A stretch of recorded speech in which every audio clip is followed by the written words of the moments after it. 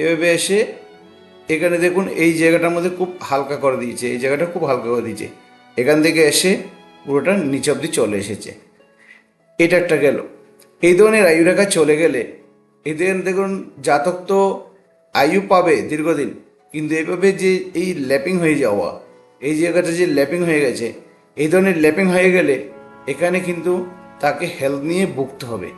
কিসের জন্য হেলথ নিয়ে ভুগতে হবে সেটাও আমি আলোচনা করব। দেখুন বৃহস্পতি বেশ ভালো অবস্থানে পেয়েছে, গুরুটা এখানে খুব শক্তিশালী অবস্থানে পেয়েছে, আর ভাগ্যরেখাটা এখানে মণিবন্ধন এখান থেকে উঠে একদম সোজা একদম শনিকে দেখেছে।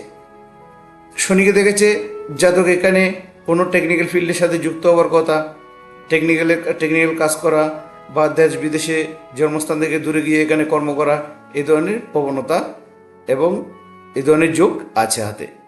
কিন্তু